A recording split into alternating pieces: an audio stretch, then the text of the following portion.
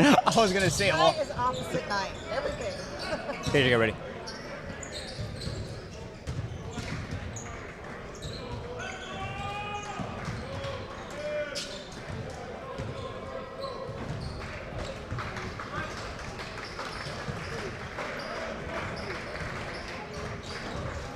Welcome into Titans Fieldhouse. I'm Xando Arzamani, joined by KJ Doyle in the broadcast booth. We're here at the Florida JUCO Shootout hosted by the Eastern Florida State College. 6 of the best teams from the area have already competed and waged war so far today. Now it's time for the nightcap. We have the number 11 team in the nation, the Eastern Florida State College Titans, versus the number 4 team in the nation, the Chipola College Indians. KJ, I know you had a chance to talk to both coaches before the game. What do they have to say to you?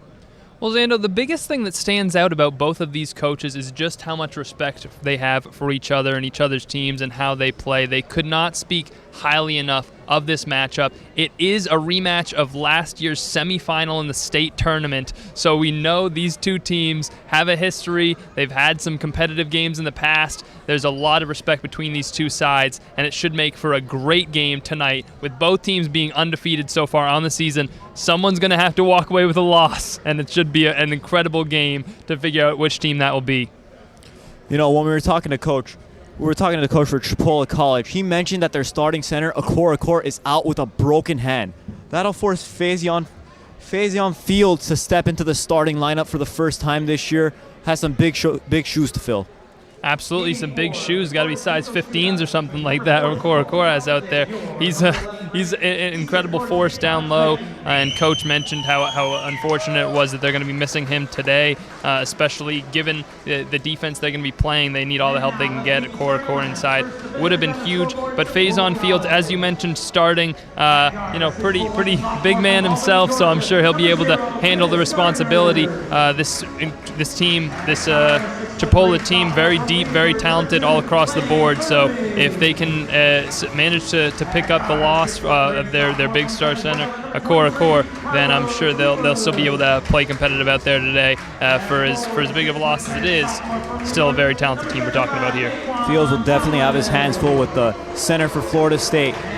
Marcus Harding, the 6'10" center out of Toronto, Canada, averaging 7.5 points so far, 6 rebounds.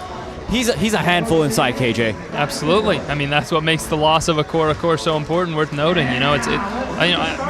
All these teams, especially the Eastern Florida State College team, I mean, they play aggressively. They play, they've mentioned how important their defense is, and part of it starts down low with the center position, making sure you're protecting the rim. So both of these sides, are going to have to focus on that in this one, especially because we imagine it's going to be somewhat of a low-scoring game. Both of these teams emphasize defense. Eastern Florida State College has perennially been a great defensive team, and that's still going to be true this year. So that's certainly going to be something to watch for in this one, and see how Faison Fields adjusts and is able to handle Marcus Harding in this one. Lineup change for Eastern Florida. Brandon Garcia, he's getting his second start of the year. It'll be interesting to see how he plays. He's a shifty guard out there. Definitely going to make a difference. Absolutely, and a really solid shooter. He hasn't missed yet from 3 this year, so that's a big reason I'm sure he's starting today. Coach feeling confident, wanting to space the floor, knowing the points are going to be hard to come by in this one, and just hoping that Garcia can come through in that regard and stay perfect on the year. We're just about set for tip-off. Our officials tonight, Andrew Goodman, Cedric Bennett, and Robert Echeverria.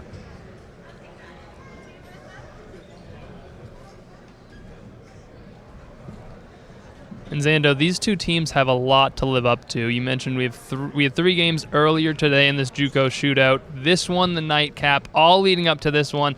And there were some great ones coming down to the wire. A lot of competitive play, a lot of physicality and aggressiveness out there from the two sides. This one being a rematch from the state tournament, I expect to see a lot of the same things and a lot of the same elements in this game tonight. It's a main event, so to say, right now, KJ.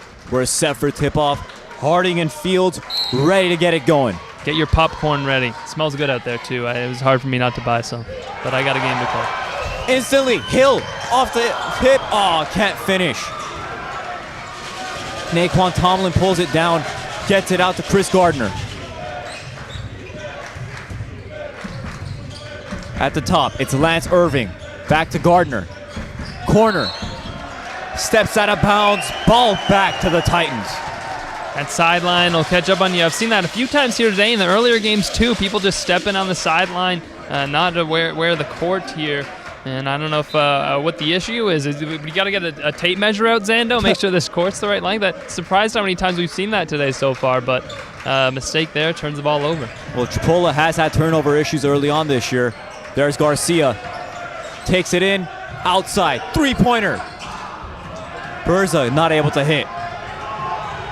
Here comes Chipola the other way. Fields not able to finish. Harding can't pull it down. Chipola keeps possession. Yeah, Harding's got to come down with that rebound. Just slipped off his hands, as if he was even competing with anyone for that board. Just slipped out of his grip, and ball stays with Chipola as a result. Well, KJ, it looks like he's got his left hand taped up, actually. Maybe that played a factor. Inbound pass controlled by Carlos Limas. Averaged 13.5 points last year for Chipola. High ball screen by Fields. Gardner drives. Out to Limas. Limas surveys. Takes it in. Left hand, no good. Berza able to corral it in. Hill now. Completely loses control. Tries throwing it off Fields. Ball back with Chipola. And what did we say, Zando? A defensive battle. Just over a minute in, still no scoring, living up to exactly what both of these coaches predicted. This one is going to be a grind. It's going to be very physical, and it's going to be hard for either of these teams to score. Some old-school basketball. Both teams deploying a press early. Gardner breaks it. Out to the free throw line. Tomlin. Fields, no good on the layup. Follow-up, also no good. Great rotation from Florida State College there, Eastern Florida State College, doing a fantastic job making sure to play those rotations perfectly, as Coach said. And three-pointer is good. Brody Boyer gets us started off. First 3 points of the game. Boyer, first 3 of the season as well. He's finally breaking through. He's had a rough shooting start. Gardner loses possession on the floor. Boyer plays some tough defense. And Garcia intercepts the pass, going the other way.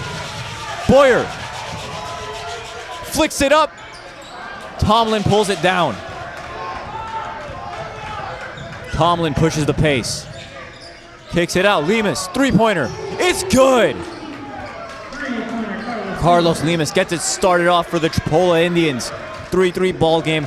2 minutes, 20 seconds gone by so far. Well, these teams have had a tough time moving the ball and getting around up the court, so why not just let the shooters go out, spot up from deep, and drain them? That's the tactic both these teams have resorted to. Seem to work out well in the last 2 possessions.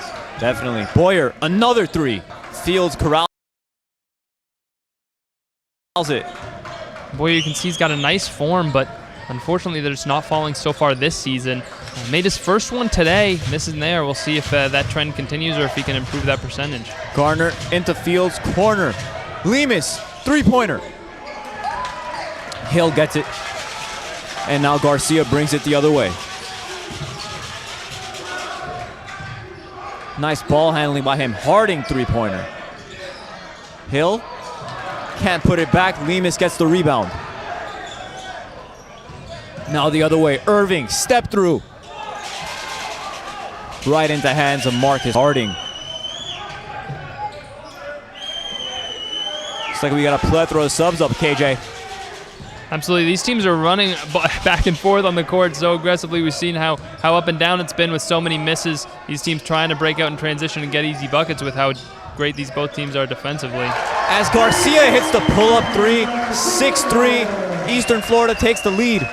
With how hard both of these teams are running and playing up and down the court, you know you're going to need a lot of subs in this one. Definitely. Got to keep that hand up on the closeouts too. As Mark Jackson likes to say, hand down, man down. Corner, Limas, another 3. Can't get it to fall. Garcia brings it up the court. Berza. Up top, Garcia. 2 in a row for Garcia. And I mentioned before the broadcast, Garcia hasn't missed yet this season. 2 for 2 here tonight. Just keep feeding him the ball. Talk about a hot hand early on. Now Gardner tries to get the offense under control. Tomlin. Dribble handoff to Lemus. Foul called on the floor. It'll be on Garcia. That's his first. And the only way we've seen either of these teams score is from deep so far, Zando. 4 3-pointers. That's responsible for every single point we've seen on the scoreboard. Neither of these teams can get anything going inside right now. And here comes the line change, KJ. In for Eastern Florida, number 4, Derek Butler. He's their leading scorer, and he comes off the bench. It's an interesting call from Coach. I know it's interesting because both of these teams, as much as you value your leading scorer, they both emphasize defense. So it's having a great 6-man like that is fantastic, but it's all about defending for these guys. Here comes Shayon Davis, number 4. Gets it out to Cliff Davis. Off balance, no good from John Williams. Shot clock was winding down. He had to force that one up. Unfortunately, a little bit, as you said, off balance. Kind of contort his body, but couldn't get a clean look at it. Ron Ukac sets the screen, catches at the top. He had a man in the corner. Calling for it, too. He wanted the ball there, but couldn't get it over to him. The man in the corner gets it, and he draws a foul. Number 24, Stephen Augustine called on that one. First foul for Chipola. Hasn't been as chippy as some of these other games. Only 2 fouls so far. We're only 5 minutes in, so we'll see if that picks up. But it's been pretty clean. Obviously, teams, the way they've been scoring is outside until now. And Justin Reed able to get his first 2 points of the game. KJ, someone scored from inside the arc. Absolutely. Hey, finally, it's about time. That was a nice cut there. Great feed to get him right underneath the basket. Go up quick with that layup. And Chipola's defense very quickly just had a little bit of a lapse. And KJ, keep an eye on Eastern Florida's bench. They're getting really active, making it loud. Definitely a home court advantage for them. And the fans, too. And Coach mentioned before the game for Chipola that this not being a neutral court like their matchup last season was is definitely going to play a factor. Shot clock expires. Chipola, they keep possession. Ref warns the bench of the Titans to stay off the floor.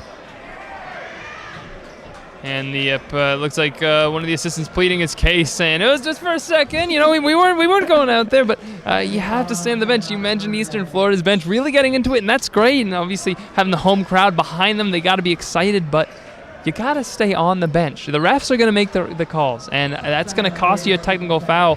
Obviously the assistant not happy that ref decided to make that call. Shayon Davis not good on the technical free throw, but he'll shoot one more. Davis is a 50% free throw shooter. Looks like that percentage is going to continue to go down as he misses both.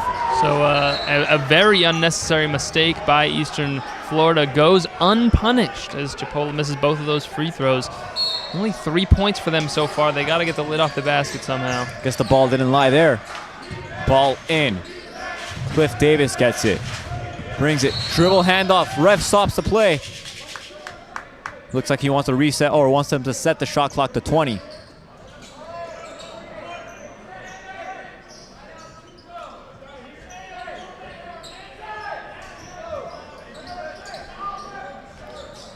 .14:04 left in the first half. The Titans up 11-3 against the Indians. Chipola with possession. Into Augustine. Augustine gets it to Williams. Williams, some shifty dribble moves. And one. Shayon Davis able to hit the and one. He'll shoot one. Let's see if he can make his first free throw of the night to cut this to a 5-point game. And Shayon Davis, the 6-foot frame, not afraid to go in there and then go down to the paint, trying to get that basket. Goes strong. Got a clean look at that layup other than getting that little bump on the way to the hoop. Easy and one there. Well, you got to take advantage of Harding being out as Davis makes the free throw. Harding, obviously Ron Ukac, he's a big guy down there, but Harding, he's just massive with his muscle mass, his size. He makes it hard to score. Now Chipola settles into their press. Reed out to Saladriz. Butler Corner, three-pointer. Titans not able to get it, but Ukaj chases it down. You mentioned the press from Chipola. We expect to see the press from both of these teams here today. I'm sure both will implement it at certain points. It's defensively something they love to go to. Chipola almost comes away with the steal. Saladriz works out of the corner. Double team goes his way. Butler. He gets it to go with the shot clock expiring. Derek Butler, the leading scorer, making an impact off the bench. He's only shot 25% from three so far this season. Ups the percentage there with that make. Had to force it up with the shot clock winding down. Wasn't a terrible look, but a little bit off balance. Still able to knock it in. Great shot. Chipola looking to answer. Baseline drive. Three-pointer. Tomlin rolls around the rim and it falls. There's some magic going on from deep. That's the answer. If you're going to get crowded defensively, you're going to have people forced. You got to space the floor. You got to make these teams feel punished for going to these double teams. You see how many double teams we've seen early on. Well, if you space the floor out, kick it out to shooters, that's the way to combat that. Wickline draws the foul on the baseline drive on Fields. First foul on Fields. And look, we got another line change coming for the Titans. It's the way to do it. Get your players rested. It's funny. you mentioned it's like hockey out here right now. Get the whole team out. Don't mess around even a little bit. So, it's an interesting call from coach. That's the way he likes to do substitutions, and it makes a lot of sense with how much energy he's asking his team to expend with the defense they're playing. All the starters back in for the Titans. Cut. Tried to go right back to that backdoor cut they scored on last time, but Chipola, nice job adjusting and shutting it down. Harding runs into two defenders. Three-pointer Boyer, no good. And Chipola takes it out in transition. Tomlin out to Lemus. Top of the key, Gardner. Shayon Davis loses the ball, but the ref calls a foul. Bit of a late call there from the official, but I do think it was the right call. You could see a little bit of a hip check there, knocking him to the ground, and that Eastern Florida State might be a little bit upset with it, but it was the right call from the official. Referee Cedric Bennett calls the foul on Roberts Berza. Chipola will have an inbound under their own basket.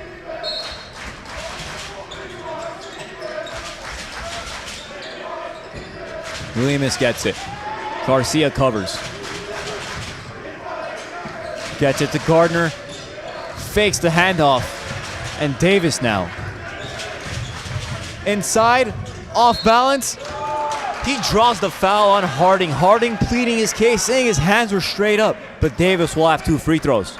Davis been playing very aggressively early on. Again, not afraid to go in there, drawing the foul and forcing Eastern Florida State to be physical with them, and it's resulting in a couple chances to the line. KJ Davis might be the only guy so far on the court that hasn't shot a three-pointer. Well, hey, that's the way that it needs to get done. I mean, Chipola's been able to climb their way back into this game after that kind of early deficit there. It looked like things weren't going. He's been a huge part of that. And, for as much as we say spacing the floor is the answer to this aggressive defense, if these teams are going to crowd you, Shayon Davis going inside has really saved them from this early deficit. 11:45 left in the first half. 14-11 game in favor of the Eastern Florida Titans. Double team on Saladriz, and he loses the ball. Ref blows his whistle. Timeout. No, possession stays, possession goes to Chipola, rather. And now Justin Reed will check in for the Titans. Press paying dividends for Chipola there. They steal a possession. They've been going back to it, and you're right, it's been very, very effective early on. I mean, especially the double teams we've seen, sometimes it feels like it's a little bit too aggressive. It seems like they're leaving some people open close to underneath the basket, but it really hasn't cost them yet. So, I mean, they're executing their defense to perfection right now. If it wasn't for these Eastern Florida State threes that are just raining in. Inside, post entry to Lemus. He works on Garcia. Can't get it to go, gets his own rebound. Out to Gardner. No good, but Davis rebounds. Oh, he gets his man stumbling. Davis Gets around Boyer, out to the corner. Gardner. Inside. Layup is good. Jatarion Warren comes off the bench and scores 2 points. And that was a great touch pass from Gardner. And you could see on that play the defense reacting to Shayon Davis's drives there, because ball goes off of Justin Reed and Chipola gets possession. well, as I was saying, the defense reacting to Shayon Davis's drives. You saw them get sucked in on that next drive. He's able to drive and kick it out to Gardner for the three. Gardner misses, but aggressiveness on the offensive glass eventually leads to that bucket, and a really great touch pass from Gardner to feed his man right underneath the hoop for that dunk. Chipola's been getting a lot of good looks early. Definitely a lot of open three-pointers. Lemus takes it in, steps over. Out to the corner, he gets it back. Drives. Garcia called for the foul. Ball rolls out, just barely misses an and one opportunity. Chipola doing a great job drawing a lot of fouls early, really getting inside. I mean, it was a struggle for them to score early on, but they've seemingly found an answer for now. But we know Eastern Florida State's pretty good at adjusting, so we imagine that they're going to come out with something differently if Chipola continues to take advantage of their defenders. And you know, part of it, you can't afford to foul. You know, you need to try to limit that as much as possible. And you know, I know that coach is going to be emphasizing that to them, being that this is another trip to the line in the first 10 minutes here for Chipola. Well, KJ, Chipola, not even 10 minutes into the game, they're a foul away from getting into the bonus.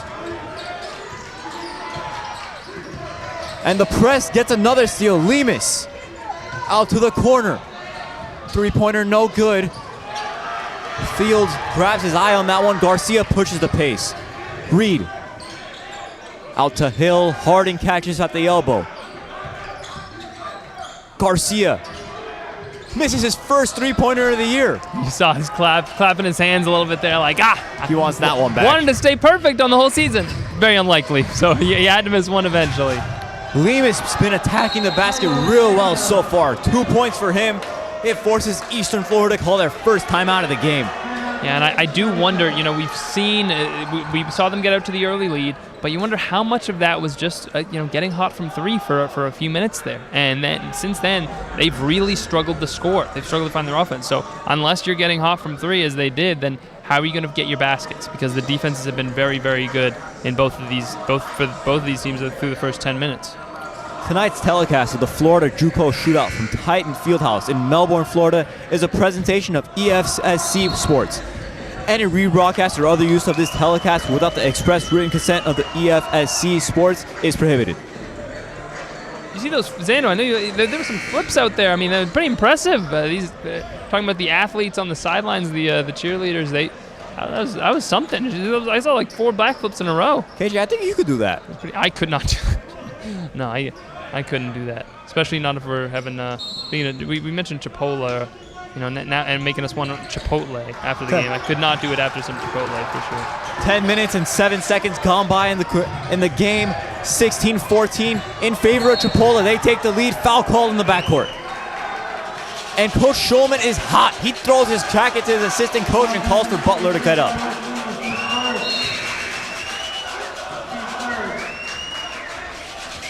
Looks like he's having a conversation with Brandon Garcia, maybe about the offense, how he wants to break the press.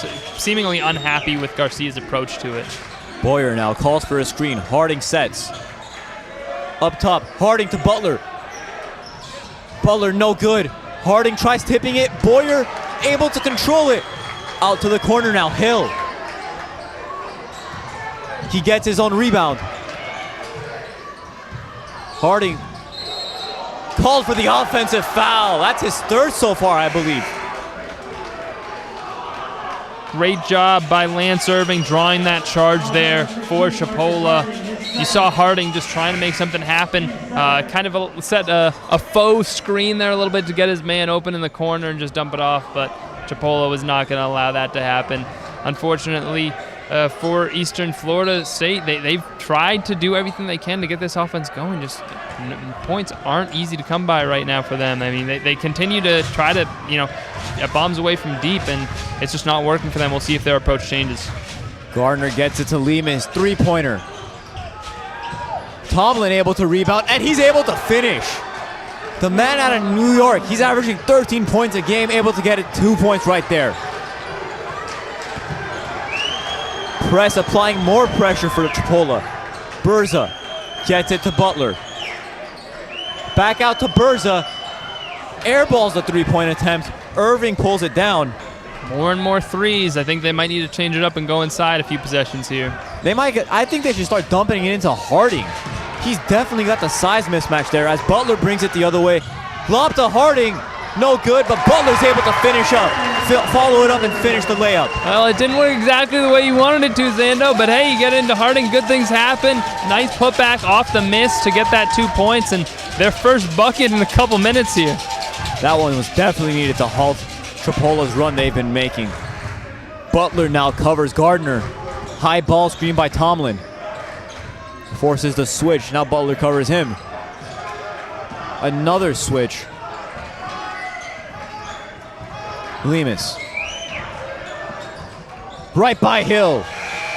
Flicks it up, not able to finish. Harding pulls it down. Almost made something out of nothing there with the shot clock running down. Good drive, but could not finish over the multiple Eastern Florida State defenders that were down there.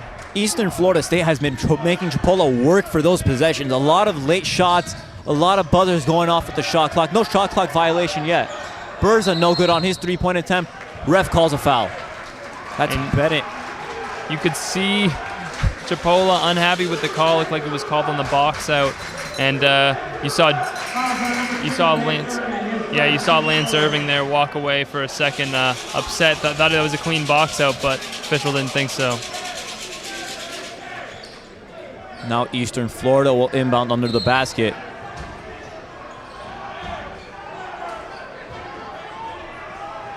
Seven and a half minutes left in the first half of this one. Chipola leads Eastern Florida State 18-16. Ball into Reed. Butler top of the key. Drives. And Traore able to block that one and get the rebound. Now Fantastic. Davis brings it the other way. Fantastic controlled block there. That was just verticality that got him that block. And the ref blows the whistle. Foul on Naquan Tomlin. Just an unforced error. And now the Titans will have a chance to tie it up.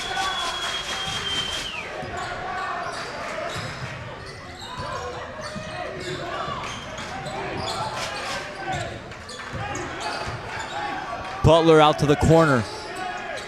Boyer to Berza. Inside Ukaj. Double team comes his way. And Tomlin called for another foul. He can't believe it.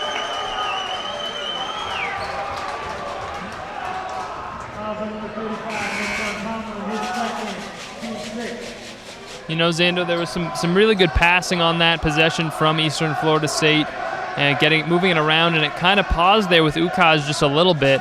He got double teamed, and thankfully there was a foul for them, and he was able to keep the possession. But it seemed like keeping it moving was about to work for them if they'd kept the ball moving, getting an open shot. When you don't have something open there, you got to be quicker to pass that off. Especially, it seemed like they were about to make some good things happen. Boyer gets it in. Reed, Berza, and one! He hits the three. His teammates are hyping him up. The student section's getting wild. And Zando, we saw Berza with a few attempts, just couldn't get any of them to fall. That is a big momentum shift. It's got to be a big confidence boost for him. Not only the three to fall, but the and one on top of it, and a chance to give a 2-point lead now to Eastern Florida State College. Already gave him the lead back with that shot. Big momentum shift with under 7 minutes left in the half. Berza converts the 4-point play. Now it's Chipola that needs to answer. Williams tries getting around Butler. Hands it off to Cliff Davis. Lemus into the paint, soars and finishes in the teeth of the defense. Strong finish. Great job putting his body in there, creating enough space. Oh, there's an unforced turnover. Davis out to Cliff Davis. Deep three-pointer. Not able to cash in on that extra possession they got. That last one seemed just like Chipola's press getting to them. You mentioned it. He just threw that pass away. Now Boyer tries to settle down the offense so they can take the lead back. Butler, free throw line. Berza to Reed. Reed looks like he took a few extra steps, and Butler able to draw the foul. And you've seen what Eastern Florida State College is implementing offensively a little bit here, putting Butler in the free throw line right in the middle there, trying to use the aggressiveness of Chipola against them, getting the ball into him in the middle, letting him facilitate, find the open shooter, hopefully anticipating a Chipola double team and trying to find the opening there. Didn't work on that possession, but he was able to draw the foul. Leading scorer for the Titans, able to make his first free throw. Subs in for Chipola, number 30, Jamil Safadine, and number 22, Faison Fields, back into the ball game.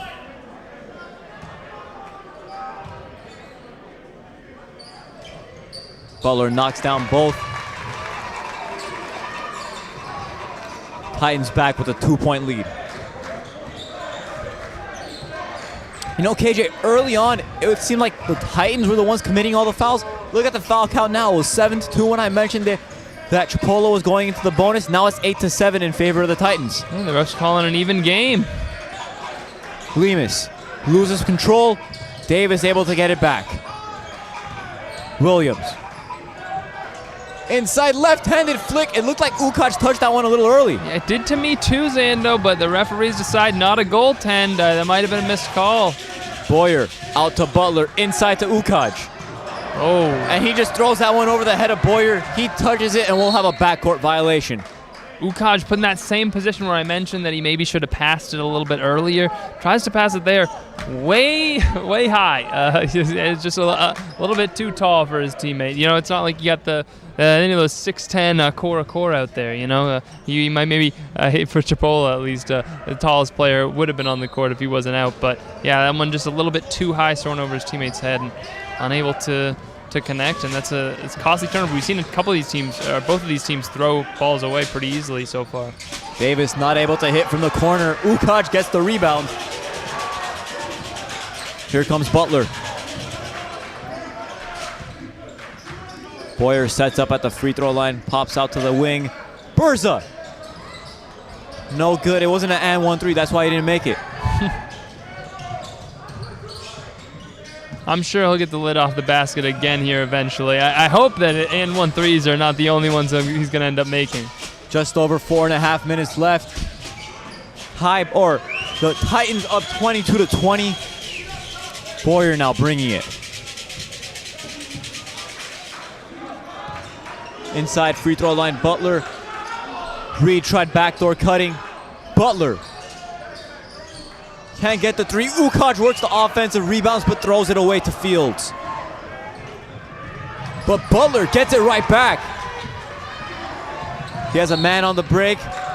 Gets the foul call. He'll shoot 1-1. It's a great steal by Butler. You saw that one-handed catch there. I know OBJ's been in the news recently. He gets all the credit for those. But that was a fantastic steal after, losing the ball there for a second. Butler getting it right back for his team and now getting back to the free throw line. Here comes some subs. Garcia in for the Titans. Tomlin in for the Indians. Also Lance Irving in for the Indians. Chris Gardner also checks back in for Chipola. Front end. Make for the Titans. They'll shoot one more. There's Butler. Gotta love the friendly rolls, Ando. Reggie Hill checks in. KJ, you got a few of those back in your heyday. The rim hated me. Are you kidding? I know. I definitely not. Butler not able to hit the second one-handed rebound by Tomlin. See, that's what the rim usually did to me right there. It's just a little clank. Chipola down 3. Get it to Gardner. Zando, it feels like an earthquake in here right now with the fans back in the stadium, I gotta say. Tomlin hits a 3, ties up the game. KJ, you're exactly right. I mean, the fans are obviously excited to be back after last season not being able to be around. I mean, they are stomping their feet from way up here especially. We're already a little bit unstable up here, Zando, on this little perch. I feel like things are going to come crashing down if the fans keep stomping their feet the way they are, but I'll tell you what, I love it. Well, earlier today it was a little empty. Now it's full. Three-pointer corner. Hill hits it. Gives the Titans a 3-point lead. course, it's going to be full for the home game, hometown team, Eastern Florida State College. All the fans coming out for this one. First few games were great basketball as well. Anybody would have been lucky to see those games, but everybody coming out to support the local one. Gardner gets around. Ukaj on the switch. Pulls up. Not able to make it. Foul called on the floor. It's on number 10, Robert Berza. I don't know about that call, Zando. Honestly, it looked like Chipola, Lance Irving for Chipola, kind of went over the top, going for that rebound. I would have thought, if anything, it would have been a foul on him. Maybe it was away from that play, and that's why, because it looks like it is not going to be Irving at the line here. It's going to actually, for Chipola, it's going to be Faison Field. So maybe I was looking at the wrong place, but yeah, I thought there might have been an over the back there on Chipola, but I guess referee saw it differently. Might have gotten away with one there. Fields will shoot 1-1.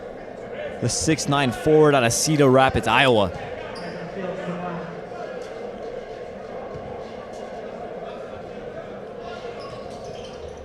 Banks in the free throw. You don't see too many Banks free throws, KJ.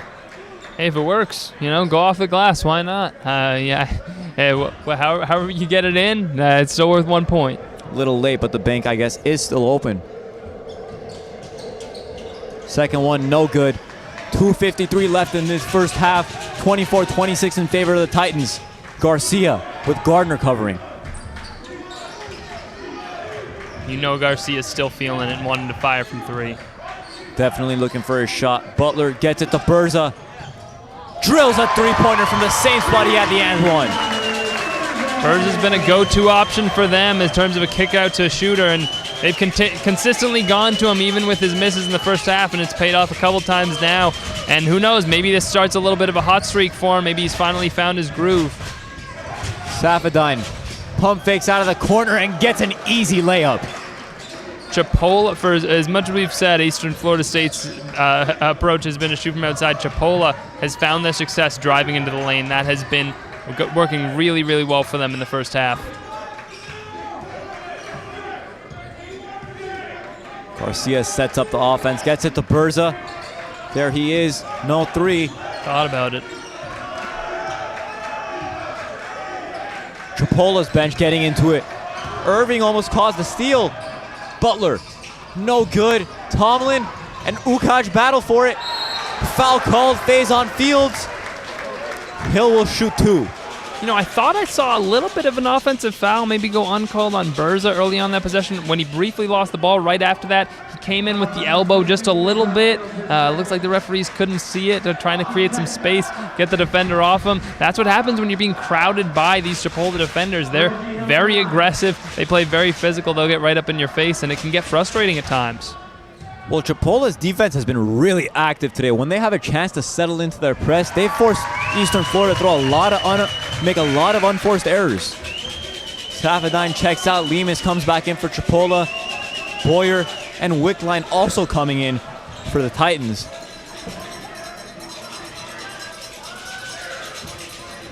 Hill shooting the second, looking to extend the lead to 5. Can't do so. Fields pulls it down. Lemus will bring it. Gets it to Irving. Corner. Gardner. Lemus hands it off to Tomlin. Irving.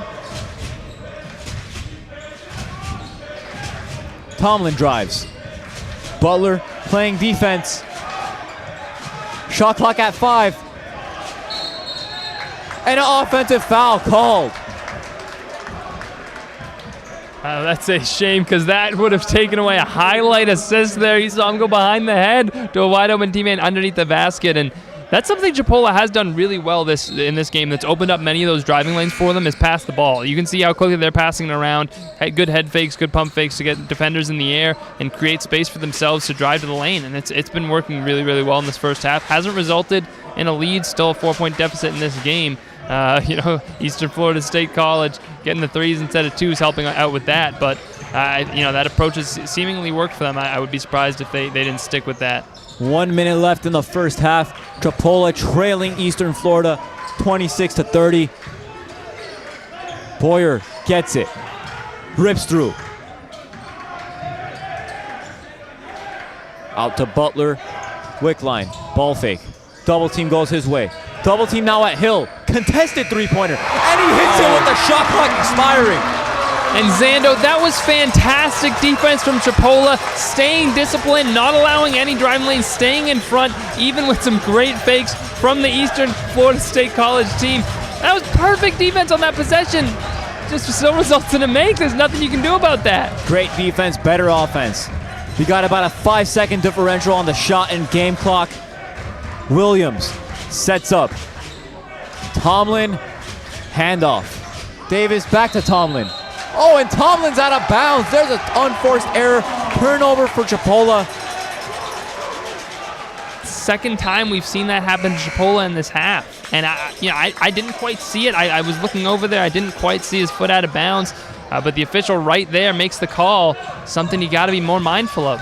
4 seconds left. 3. Garcia lobs it up. Hill slams it down to beat the buzzer.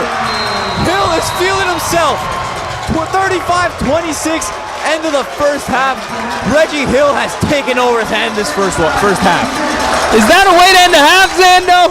How about an alley-oop slam? Well, he hit the three-pointer to beat the shot clock buzzer on the possession before. Then Garcia, keeping his head up, lobs it up to him. He dunks it, gives them a 9-point lead heading into the half. That's what you talk about when we mention momentum. I mean, they were already taking a sizable lead. You ended on with an exclamation point like that, have the building going crazy. That is going to be hard to recover from for Chipola. I mean, you almost hate to be going into half with that kind of momentum. It almost kills it, but that was a really exciting finish. A 5-0 run to cap that off and give themselves a 9-point lead for Eastern Florida State College. Titans have been able to get the fans into it late into the half. We'll be back in about 14 and a half minutes as the Titans have a 35-20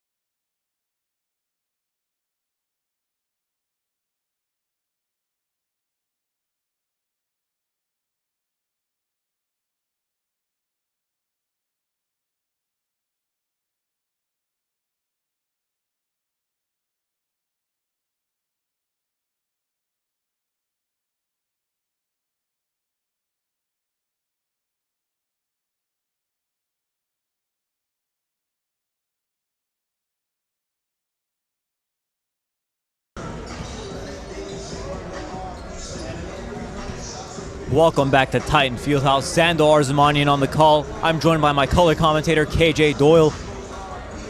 The Titans were able to get out to the biggest lead of the game so far, 35-26, a 9-point lead. KJ, what have you been seeing?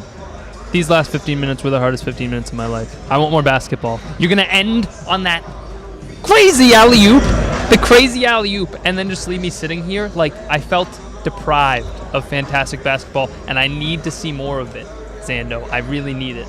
Definitely been a tough 15 minutes, but we're only 35 seconds out from the second half. 35 seconds too many, Zando. I need this basketball right now. I need to see it in front of my eyes. This has been tremendous. The defense has been spectacular from both sides, forcing turnovers. The press from Chipola has been very impressive to watch, even though they find themselves down 9 now. Will they try to adjust? Will they try to go away from that? I don't know, but I want the answers. I want to see what they decide to do. I want to see the adjustments that these teams come out of the half with. We know Chipola, they were the ones that won that semifinal in the state tournament last year. So they were the ones that came out on top. They were kind of deemed the better team on the neutral court. They were worried coming into this game about the prospect of playing on the home floor of Eastern Florida State College, and they knew that it was going to be a different game because of that. And I think a lot of the momentum we saw Eastern Florida State College pick up near the end of that half was because of the home crowd. The home crowd was getting into it, man, and they were playing with a lot of energy, especially with that alley-oop. By the way, after a half of play to expend all that energy and end it on an alley-oop like that's tough, man. That is fantastic. Good news for KJ and all the fans watching at home. We got 20 more minutes of good basketball coming at you. Chipola had the ball to start, lose possession. Now the Titans with it. Garcia, inside Harding, two-hand slam. And Zando, one thing you said to me during the half was you wanted to see them get Harding the ball more. I don't know if they heard you, if the mics were hot and they were listening in the locker room, but they do exactly that to start out the half. Some aggressive defense by the Titans, and the crowd's already getting back into it. Up top, Tomlin, leading scorer for Chipola at the half. Him and Lemus both with 8 apiece. And he gets 2 points. Cuts the lead down to 9. And that Harding dunk on the previous possession, his first points of the game was 0 for 2 before that, but an easy slam from underneath. Now Boyer looking to get himself going. Out to Garcia. Corner, Hill, the hot hand from the first half. Irving gets the rebound. Now Lemus the other way. Out to the corner, Tomlin. Three-pointer's good to go for him. He drills a three-pointer.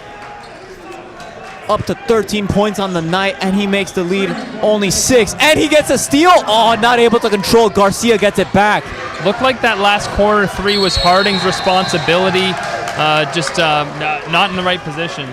10-second violation. Chipola gets the ball back. KJ, I said it to you at halftime. Chipola needs to get the pace of this game way faster. When they get the ball in a half-court set, it seems like Eastern Florida's been able to control the game.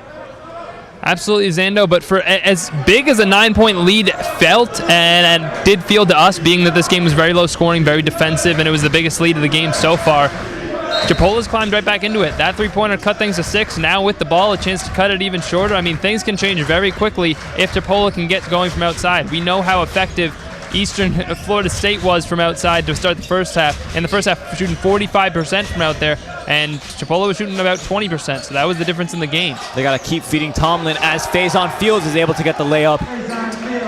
4-point game. 2 minutes gone by in the second half of action. And just in terms of totals, that first half, 8 3-pointers for Eastern Florida State, just 3 for Chipola. Pretty finish by Berza. A little bit of a change in approach, perhaps, for Eastern Florida there. Driving to the hoop, not something we saw them do much in the first half. The dunk underneath for Harding, looking like maybe trying to catch Chipola off guard a little bit by attacking the basket instead of shooting from deep. Working so far. Now Gardner into the teeth of the defense. Out to the corner, Tomlin. Another three-pointer. He hasn't missed this half so far. Did these two teams switch jerseys like they're playing offense the opposite way they did in the first half? In the first half, it was Chipola attacking the rim, and Eastern Florida shooting from deep. Now Chipola's the one firing away. Eastern Florida's driving to the basket, and it's kind of working out the same way we saw things work out in the first half. Chipola at a deficit because they were allowing so many threes, and now climbing their way back into it with their three-point shooting. The Titans call a timeout. Let's get a little recap from the 3 games earlier today. Santa Fe beat Miami-Dade 78-60. They're off to a 4-0 start this year. Tallahassee Community College fell to Florida Southwestern 55-61. That was the best game of the day so far. That was a crazy one. A lot of crazy stuff happened in that game, and a great finish. Some chippy action we saw, KJ. We saw an attempted nutmeg that almost led to a fight. Yeah. And then the game before this, State College of Florida Manatee defeated Florida State College 86-51. That one got away from Florida State College. Yeah, not as good as Eastern Florida State College, very clearly, but not to be confused. But yeah, dominant showing there from State College of Florida Monte. Really an impressive showing from them, and a huge blowout win. Now the Titans up by 3, 17-22 left in the final half of action. Berza will inbound. Press deployed by Chipola. That's been their bread and butter so far. Looks like they got a diamond press going. Out to the corner. Berza. Up top, Garcia. Now that's exactly the way to break a diamond press. Get it into the middle. Don't want it into the corners. Boyer. Pull up. It's good. Smart play by Boyer. Thought about kicking out to one of his teammates. Saw he was pretty much left alone for a nice little mid-range jumper, and got it. Surprised to see Chipola sticking with that press. Was wondering if they might go away from it after facing that big deficit in the first half. They've stuck with it. They know what their bread and butter is, and they're not going to go away from it. Lemus and one. What a finish by Lemus.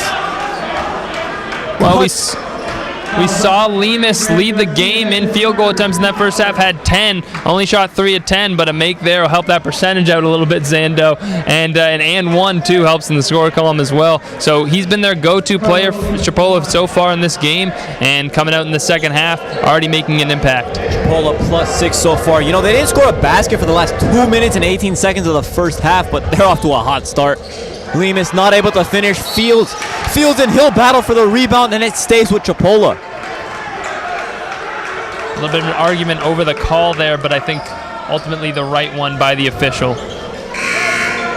Sub in now for Chipola. John Williams checks into the game. Chris Gardner will come out. I think they're going to go right to Tomlin here. Ball up, Lemus to Williams. Tomlin in the corner. Sets the ball screen. Catches up top, surveys. Drives. Gets the foul call. Harding didn't like it. He wanted the block. He got his hand on it, but it looked like the foul was going to be on his teammate. Yes, Reggie Hill called for that one. Harding would have gotten the block if it wasn't for Hill committing the foul. Tomlin will shoot 2. Just a little bit of body-to-body contact. It's tough when Tomlinson, you mentioned, such long arms out there, or Tomlin rather, such long arms out there, lengthy guy getting all the way to the basket trying to loop it around. It's hard to block him, and it's hard to stay with him when he's able to stretch those arms out and leads to body-to-body contact and a couple free throws. Here comes Amadou Traore. He's in for the Indians. 2 fouls early on against the Titans. Tomlin able to knock down the free throw, cuts the lead to 1.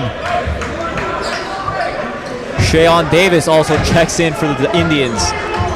Berza inbounds. Tomlin on the ball. That's the right guy you want covering the ball. Harding back to Garcia. Up top, Boyer. 3-pointer. Rattles it home. Brody Boyer able to hit his second 3-pointer of the night. And you see him and Harding high-fiving after that one. Eastern Florida State College feeling pretty good right now, still holding on to the lead. And Boyer's got to feel good about knocking that one down.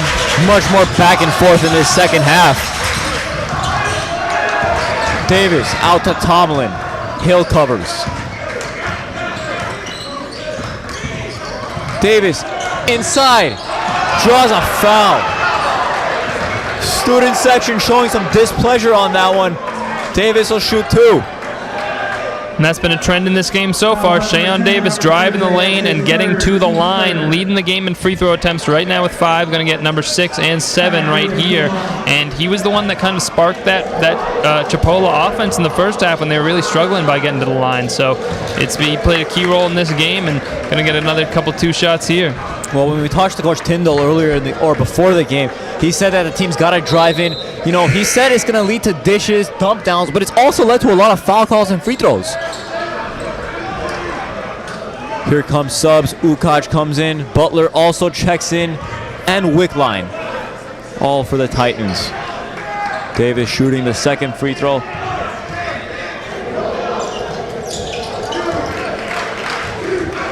He knocks it down, cuts the lead to 2 points.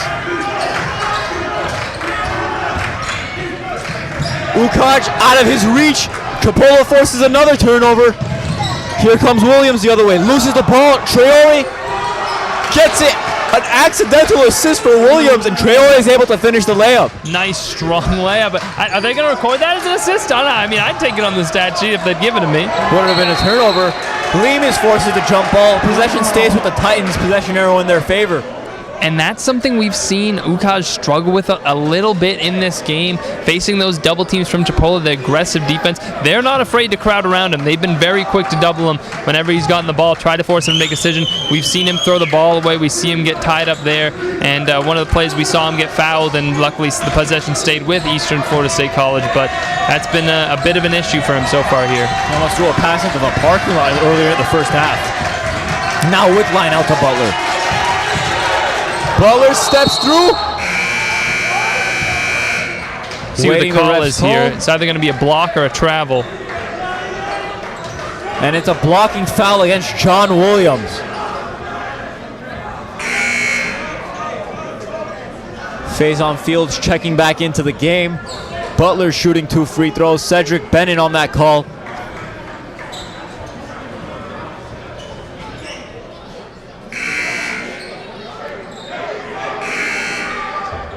Saladriz also checking in for the Titans.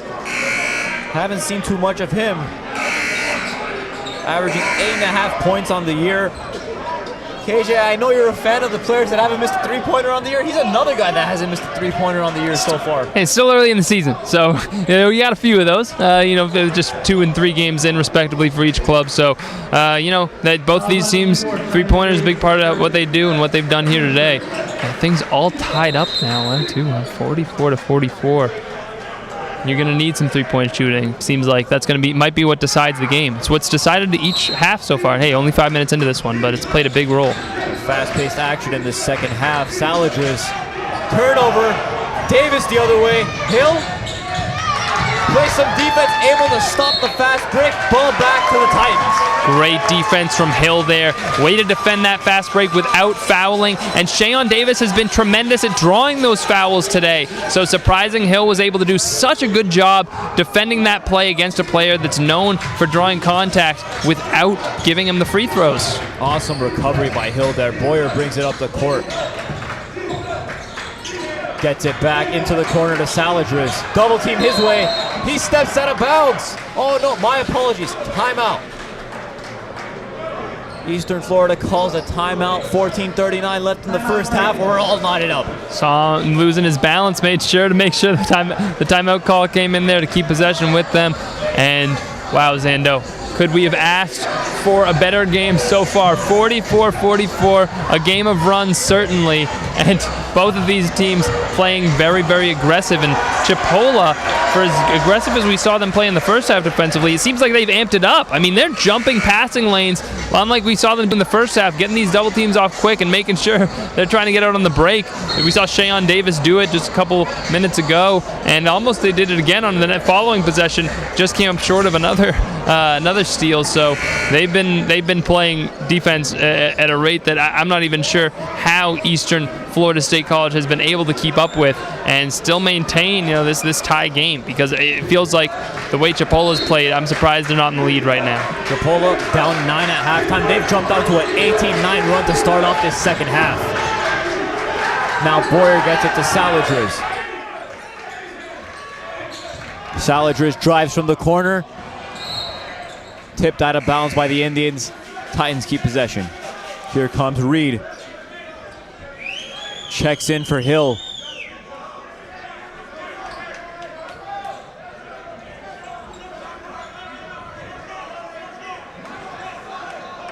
And for Eastern Florida, you wonder when you make the decision to bring Hill back in, giving him a short rest, but one of their key players in this game, one of their top scorers. Boyer not able to beat the shot clock. Shot clock violation. Ball back to Chipola.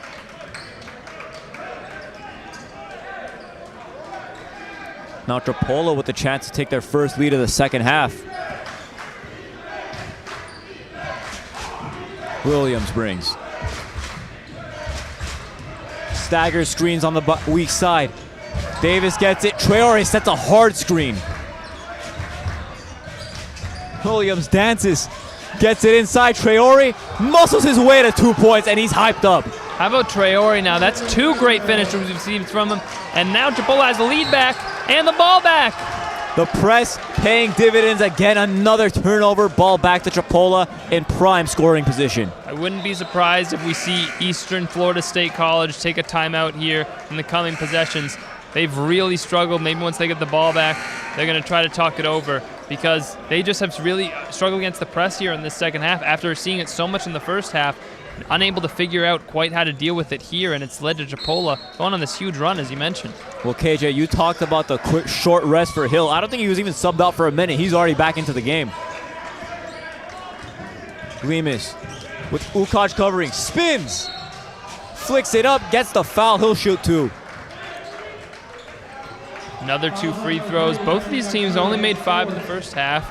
Chipola with a slight edge in attempts. And you see with how aggressively they've gone into the basket. Not too much of a surprise. We've seen the way Eastern Florida State College played in the first half. A lot of stretching the floor, a lot of shooting from deep. And Chipola's been the more aggressive team in terms of driving to the basket. And honestly, the more aggressive team all around today. They've, the way they press, the way they play defense, everything. So you wonder how that's going to manifest itself in the final minutes. Chipola, they've been much more efficient this half. In the first half, they were shooting 30% from the field. KJ, 21% from three. That's not what you want to see. And perhaps that's why we've seen them be more aggressive coming inside. Definitely getting better looks. They're getting Tomlin involved. He's feeling himself. And they've taken the lead. 46-44, 13-42 left in the game. Lemus makes his first free throw, puts him up 3. Boyer back in. Garcia comes out after a quick stint on the court.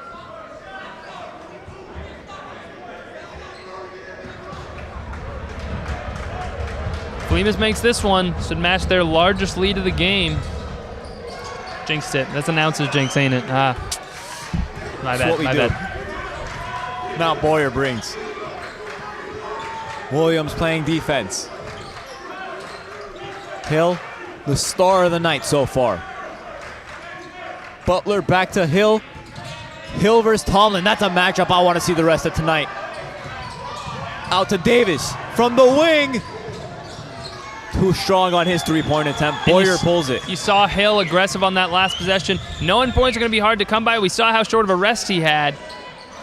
Boyer drains the three and ties up the game. Great play there by Boyer. Hill on that possession was talking about maybe just being a little bit too aggressive, trying to force the issue, knowing his team needs him to step up. But when you have Boyer shooting like that, you know you can rely on your teammates to get points for you too. Field sets a screen, gets Ukaj to switch onto Williams. Davis, ball fake, inside, left hand, not able to finish. Hill brings it the other way. Tries getting around Williams, double team went his way. Butler out to Ukaj. Boyer gets his man in the air.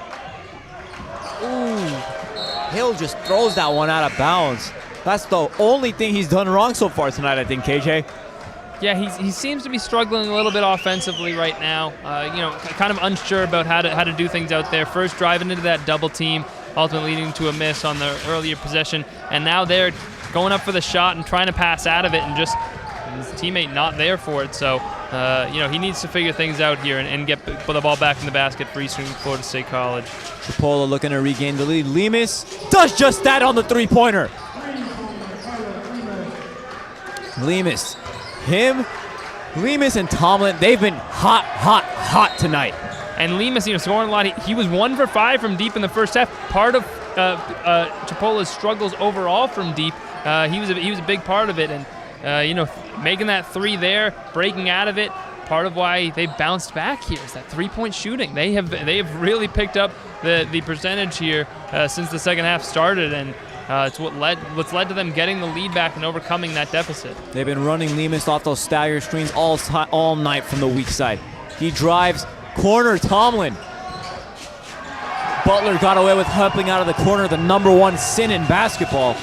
And we know Tomlin was feeling good to start this half. That one well short. Boyer, double team goes his way.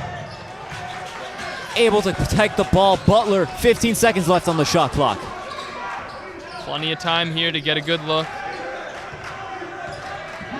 Boyer off another screen, pull-up three-pointer. Not able to make it. But there's Justin Reed on the rebound. Inside. Bangs a body, not able to finish. Reed maybe a little too aggressive. I saw he's wanted the ball. He's been open earlier in this half, hasn't quite gotten it, and just trying to force the issue a little Gardner bit there. Inside, Tomlin slams it. Goes up high, throws it down hard. Flexes a little bit afterwards. And people hear it, and there's the timeout from Eastern Florida State College. But Tomlin, hyped up, getting crowded, getting the bumps from his teammate. Everybody dabbing him up. That was an aggressive slam. Maybe a little bit unhappy about that air ball earlier we saw. He said, you know what, how about I just hammer it through? That'll get things in the basket. Chipola Indians out to their biggest lead of the night, 52-47 in their favor. It's been a wild one so far, KJ. I love what I'm seeing. Chipola's picked it up. They picked up the energy 100%, and that's got to be what Eastern Florida State College is talking about right now. They have got to come out and match that energy. They are playing aggressively, feisty, getting into the basket, making aggressive plays to the hoop, dunking balls in like Tomlin just did, hitting from deep, doing everything they need to do. Their press has been effective. The double teams, creating pressure, creating chaos, making Eastern Florida State College feel that pressure, feel a little bit rushed, and that this timeout has to be all about calming them down, getting them refocused, getting them ready for what they're going to face against Chipola here. They want revenge. I mean, they do want a little bit of revenge after losing the game in the state tournament last year. A couple returning players from both sides here, and they if they're going to want to do that, they're going to have to be able to somehow deal with Chipola, because we mentioned the momentum going into half, and unfortunately having to sit 15 minutes after that big alley-oop, after things were trending in your direction, having to reset that momentum. Chipola has taken it with a vengeance so far in the second half, and they've completely controlled things. Titans have no energy, it looks like, after the halftime break. Got to find some spark of momentum, get something going. Tomlin, he's been a spark plug for himself for the Indians. That press has been the bread and butter so far for Chipola, as they force another turnover with it. You want to see earlier in the game, the press was leading to some breakaway layups for the Titans, but that's the price you pay for a press. Speeding up the game, trying to force some turnovers. You're going to give up some layups, but you got to live and die by that press. Yeah, and you hate that coming out of a timeout for Eastern Florida State College, because they talked about, what did they just talk about? They had to have talked about the press, and then they still can't deal with it right out of timeout. Not a good sign. Fields' follow-up layup extends the lead to 7. Looks like Chipola switched from a diamond press to a 2-2-1 press. And now Reed back to Boyer. Got to run some action for Boyer. Get him an easy look. Harding gets up. He's going to check back in. Butler. Boyer. Pump fake. Knocks it down. Shoots an arrow into the crowd. And he cuts the lead down to 4. Beautiful play all around, and a nice play by Derek Butler to find the open shooter, not just go to his pick and pop man, analyze the floor, see that Boyer was open, and a great pump fake from Boyer to get himself open. One dribble pull up, money. Lemus off the staggered again, didn't get it. Oh, Irving out to the corner. Tomlin wasn't short on that one, but he misses. Irving tries to get a foul call. Fields tries to battle for the ball, but Boyer ultimately comes up with it. And Gardner whistled for the foul. And you mentioned a few possessions ago getting the ball to Boyer as much as you can, and he's been their go-to scorer this half. I mean, he's really been effective for them. And that's what you're going to have to do. I mean, it seems like shooting from deep is what they want to go with. That's the game plan. They're going to be continuously what they're going to do with their attack. And he's been money from out there. So any way that you can find to get him open, get him good looks, and get some points on the board, that's what you have to do. That's seemingly one of their main ways of scoring so far in this half, because they've really struggled with that press and to find a lot of things going with how aggressively Chipola's playing them. Over 10 minutes off the clock, 54-50, Chipola with the lead. They were down 9 at halftime. Butler drives. Foul call on the floor. Looks like he will go to the line and shoot here, though. It looks like they may have called that in the act of shooting. Thought I got him on the floor. KJ, thank you for correcting me. That's what you're here for. No problem, Zando. I got you, buddy. Butler no good on the first. Not a time to be missing free throws. Every point counts, especially in a number 4 versus number 11 matchup. Butler, both of them rim out, and Chipola brings it the other way. Unfortunate. Hey, Zando, you know what? Ball don't lie. Maybe you were right. Maybe you should have been on the floor. Davis gets it at the wing. KJ, I think the Titans look like they've gotten zoned. Looks like you might be right, Zando. Switching up the defensive approach, maybe trying to get some more steals. Gardner into Harding. Harding stands tall there. Boyer has it, and he pushes the pace. Butler, jab.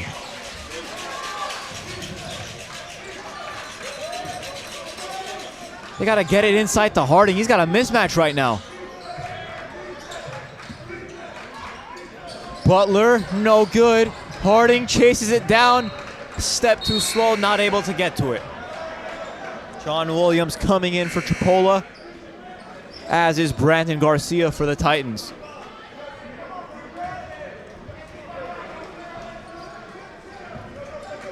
Eastern Florida State College sticking with the perimeter attack. And you mentioned wanting to see Harding go down low a little bit more. He was just out there setting screens, and that was what he was going to stick with, the pick and pop action.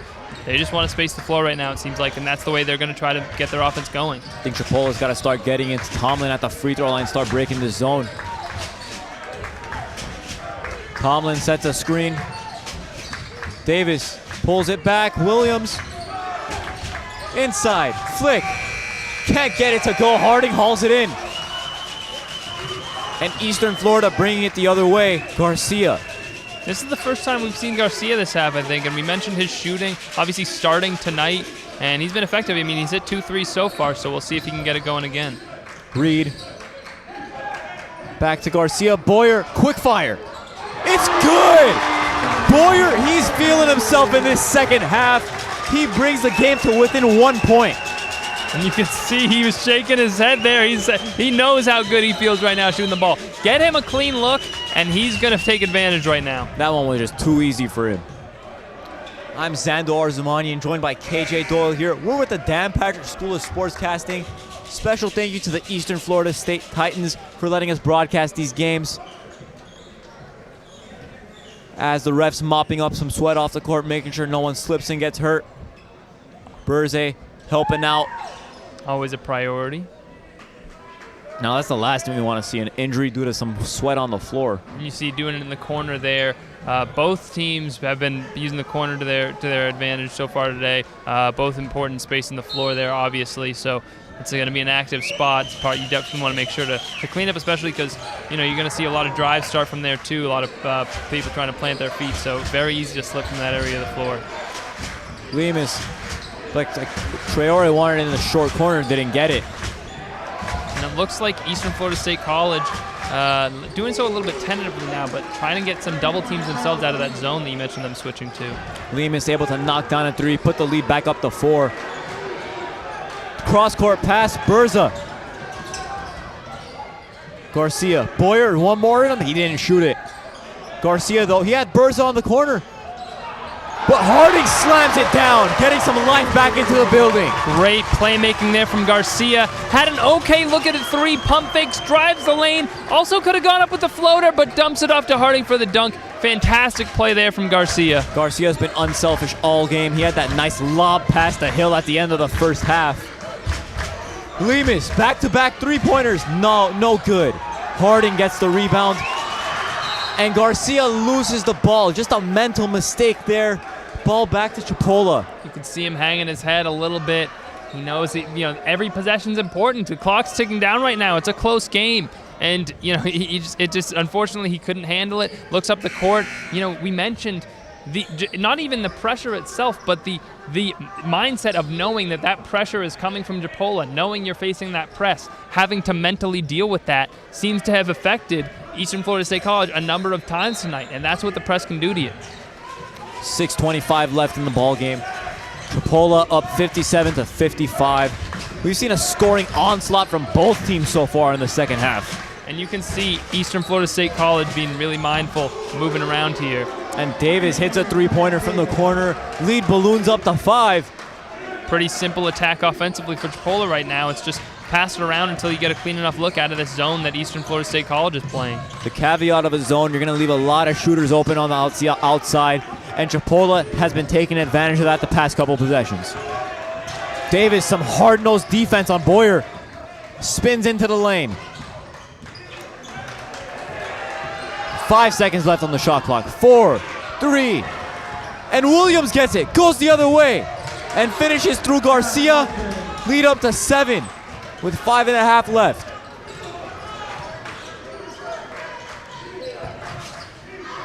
The Titans not been able to settle into a half-court offense these past couple possessions. Looks like Coach Schulman calling for a head tap. Boyer hits a 3. Boyer's feeling it right now. I think he's hot. If they're going to get back into this game, he said, I'm going to carry us back into this game. And he's doing so right now. That's the only reason that this game isn't a double-digit lead for Chipola is the play of Boyer. He has been incredible in the second half. I think all of his points have come from threes. As Davis shoots it from the wing. No good. Berza pulls it down. Now, KJ, these past couple possessions, Coach Schulman for the Titans has been tapping his head. I think he wants a high ball screen every time. Another one coming right here. Oh, quick pass. Taps it again. High ball screen. Garcia out to Boyer. Hesitates. The double team is coming. No wonder they want to get it to him, though. Garcia, the high percentage three-point shooter, no good. Davis out to Lemus. KJ, Chipola's gone with a shorter rotation this second half. They've only played about 7 guys. And I think we've seen... Timeout for Chipola. 4:16 left, 6:2:58. KJ, what have you seen?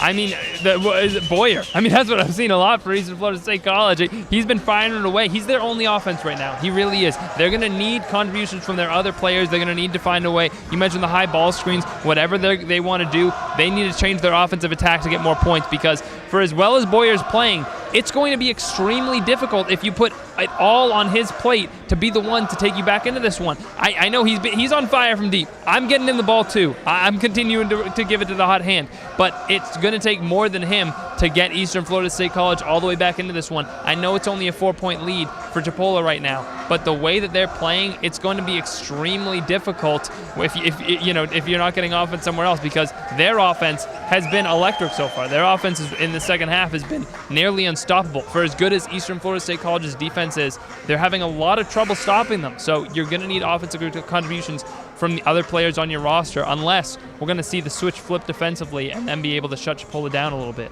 Chipola plus 13 in this half. And a real quiet half so far from Reggie Hill, the leading scorer in the first half for both teams. He's checking back into the ball game. He's going to need to get himself involved if they want to pull this one out. Absolutely. And maybe that's the help Boyer needs. You see Boyer staying out there too.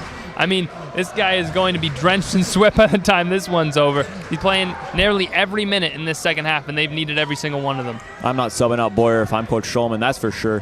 Chipola inbounds from the sideline. Lemus gets it to Davis. Davis, oh! He gets Butler to stumble. Falls on the three-point attempt. Boyer pulls it down. I wouldn't pass it if I was him right here. Unfortunately, it seemed like Derek Butler really wanted it. You saw him running up the floor down to the corner, and when you're facing a press, and it didn't really come into play there, but you want to get it up the court as fast as possible. So I'm a little bit surprised he didn't get it to Butler there. Hill in the corner, hesitates, gets it to Boyer.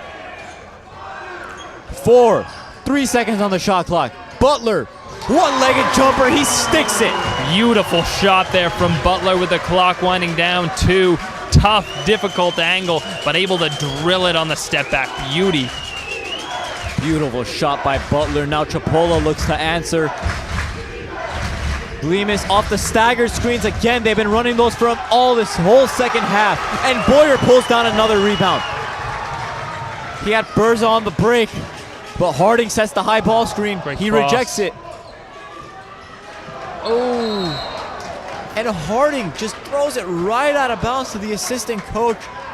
And that's just something you don't want to see. Dr. Lynn Cundiff was on the receiving end of that pass, but he's not even in the ballgame. Yeah, and you know, from some standpoint, it does make sense. You can understand him just wanting to get the ball back to Boyer. You understand wanting to get the ball in Boyer's hands, but you gotta look. You gotta look before you pass. You know, look before you cross the street. Look before you pass the basketball. Make sure you know exactly where your teammate is on that one. I know the no looks are fancy now, but that's just a simple pass you gotta make. Sometimes you just gotta make the fundamental play. Ref stops play to wipe sweat off the court. And is it any wonder there's so much sweat on the court? I mean, these teams are playing so difficult. I mean, it's going to be forget a basketball court. This is going to be a pool. The swim team will be able to use this tomorrow for practice. I mean, the way that these two teams are grinding out there right now. With just under 3 minutes left in the ball game, Chipola holds a 2-point lead.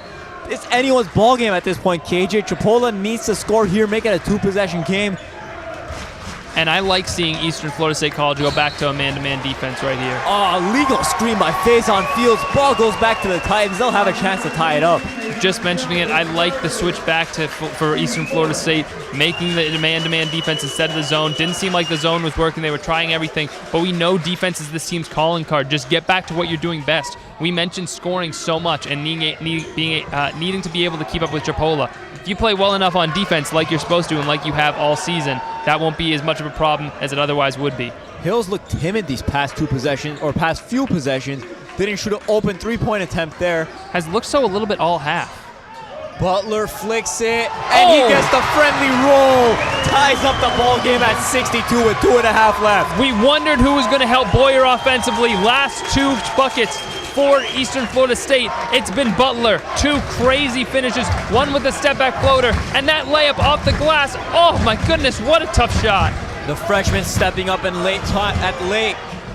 Tomlin no good on the 3. Look, it's Butler with the rebound. And Hill not playing too well offensively, but he did great defensively there, cutting off the drive and immediately recovering to the corner to shooter to contest, force the miss. Great defense there. Scoring isn't the only way you can impact the game, as Boyer throws it out of bounds.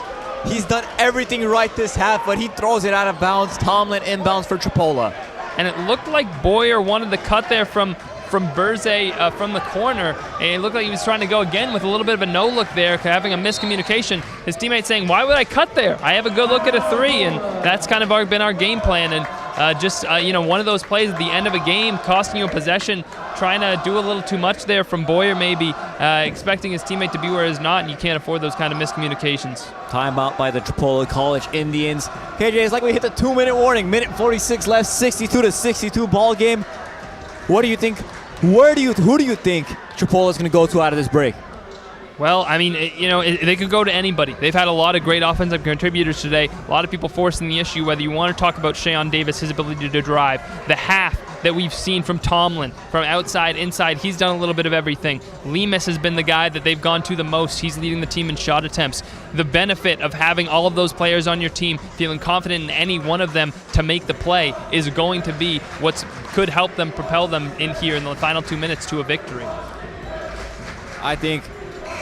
Personally, I believe if Chipola wants to get a bucket to the possession, he's got to get the ball in Lemus's hands and have Tomlin set a high ball screen like the Titans have been doing all night. A little pick and pop action between those two could go a long way. Well, pick and pop, pick and roll. Tomlin can score from anywhere. He might be able to score from the parking lot. I mean, he's a lengthy dude, okay? Whether he's taking a jump shot, which is impossible to block with his height and his length, or he's driving to the lane, can go get a little jelly on you, use his wingspan to get it right around you on the layup. Doesn't matter what he goes with. He can score in a number of different ways. We've seen him all this half. But I think you're absolutely right. You get those two in any sort of action together, and it's going to be tough for Eastern Florida State to defend. Chris Davis inbounds, Chris Gardner inbounds. Shayon Davis gives it back.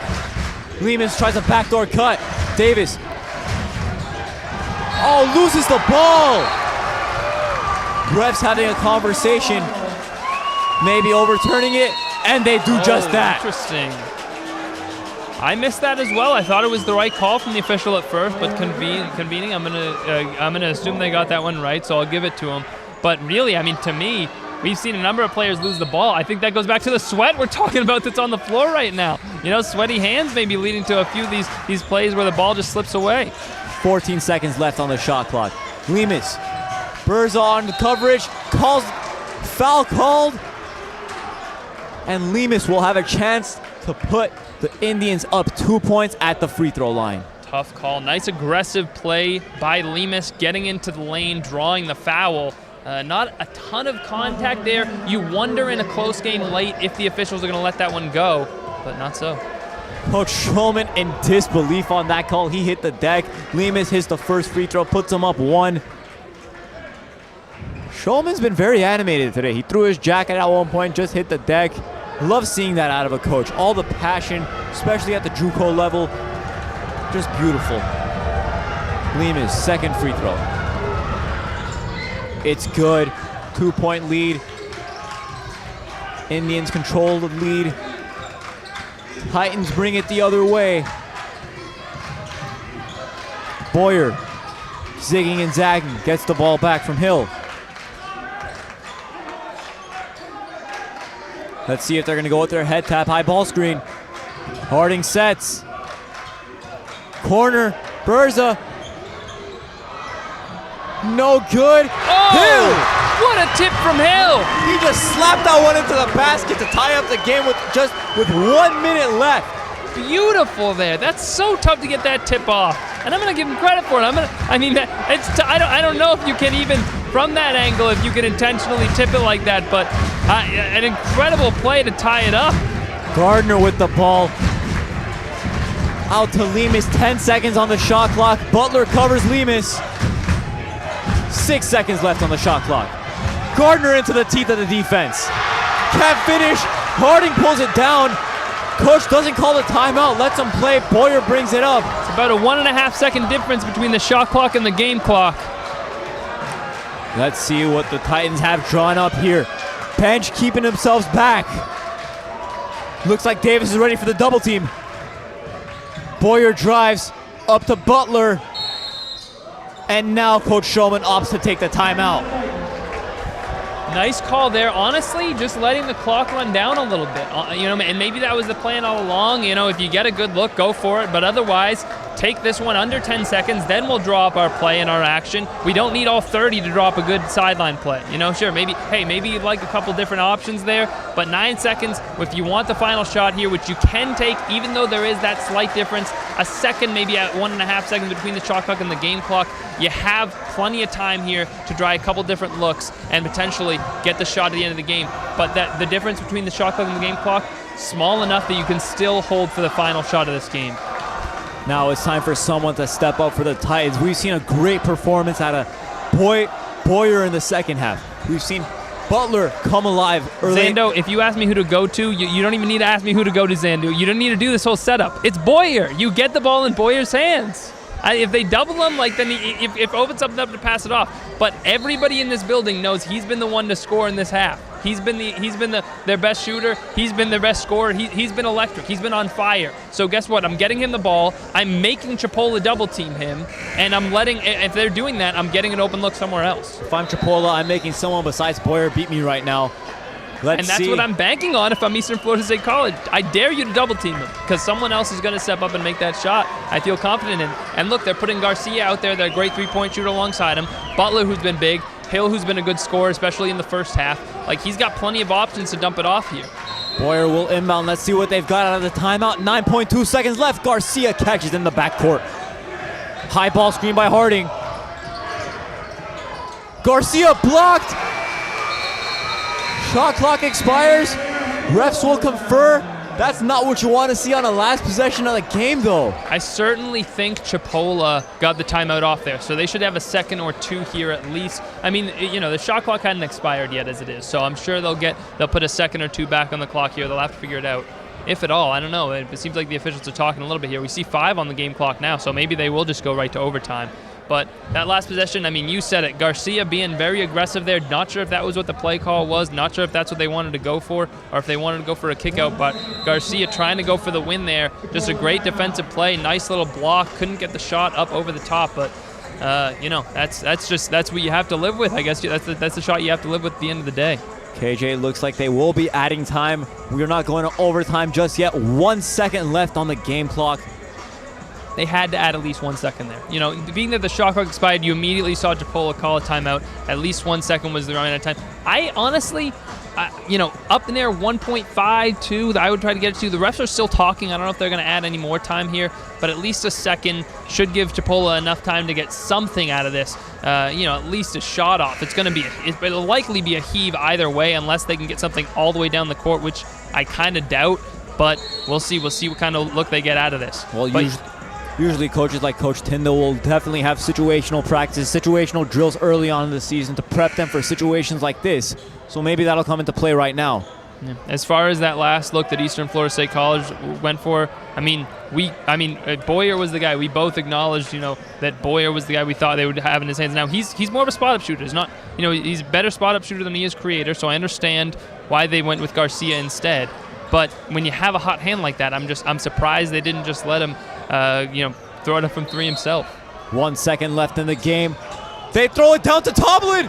Touchdown pass. Oh, he tries catching it on the lob. Not able to finish. Good play by Coach Tyndall. 64-64. We're headed to overtime. Regulation wasn't enough. Interesting decision by Eastern Florida State College. Having a Chipola inbounding from underneath their own basket. How are you just going to decide to defend that? Are you going to have someone back there in order to defend the basket? Or, but the potential risk you run if you're doing that is you could leave someone open from three and they could, get a clean look for the jump shot. So they decide not to do that. And Tomlin basically runs a fly route and, has no one back there. It's just that, everybody in Eastern Florida State College is in the backcourt, and he's able to just streak down the court, able to catch it and get a one-on-one look at a layup. And really Harding, a nice defensive play to not foul there and make sure to contest that shot well enough that it's not a make, but really scary. And honestly, a nicely drawn up play from Chipola, too. Back home at Crescenta Valley High School, Coach Zargarian calls that play coast. Usually leads to the 2 points. Not able to get it there. But what a play. What an ending to this game. KJ, you said that 15 minutes was the toughest 15 minutes of your life, waiting for the second half to start. Well, you got the second half's 20 minutes, and you're getting an extra 5 now. I'll take an extra 5. I love bonus basketball, Zando. Nothing better in this world than bonus basketball, honestly, I would argue. Nothing better? Maybe a couple things, maybe like 2 or 3, but this is definitely in the top 10. If I have to make, you're really pressing me on it now. Maybe if I made a list, it's definitely up there, especially because the alliteration there. I just like it. Bonus basketball. Bonus basketball. Just love an extra 5 minutes of a tied game, a game that's been this competitive, this tight throughout. 5 more minutes of action like this, that you'll definitely love. Only place a game like this could go is overtime. Harding and Fields are set to jump it.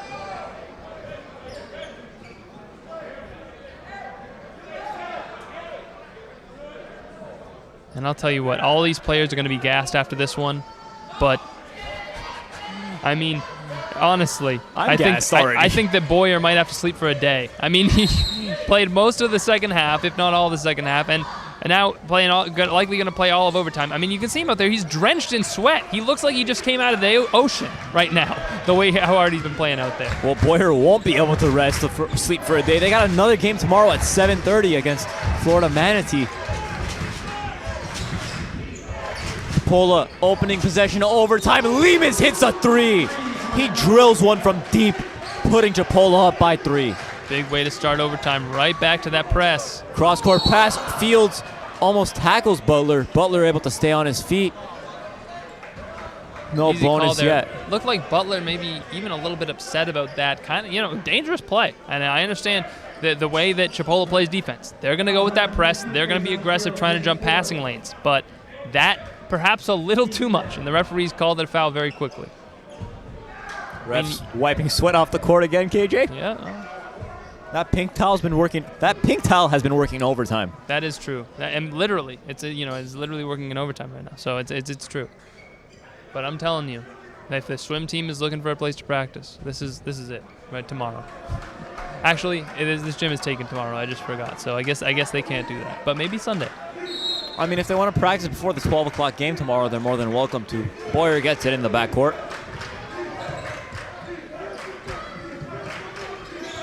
Berza.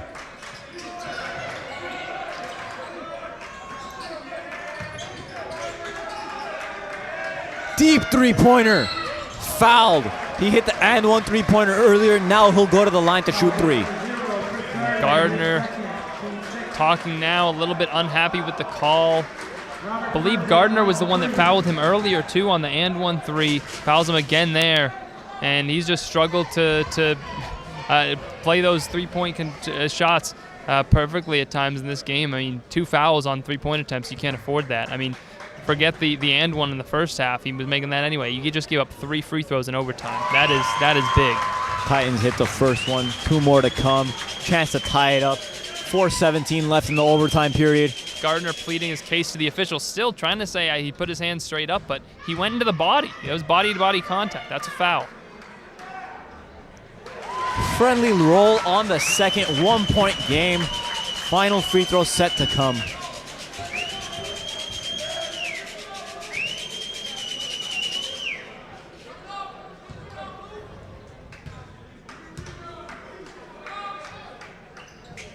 Three up, 3 down.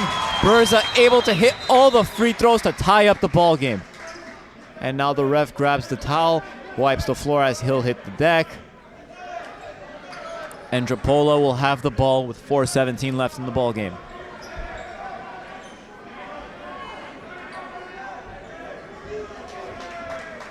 Wouldn't expect any different of a matchup out of the number 4 and number 11 team in the NJCAA.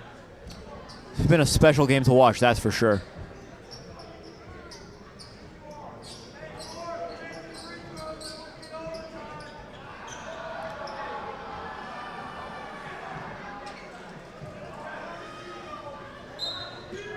Into Gardner.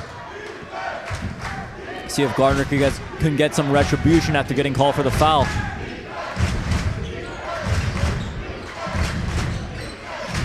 Back to Tomlin. Lemus, no good on his three-point attempt. Hill saves it from going out of bounds. Yeah, almost bounced off his chest and did a nice job getting that one over to his teammate.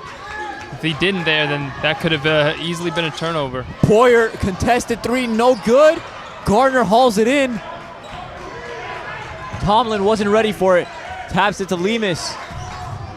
Look at Tomlin, he's in the corner.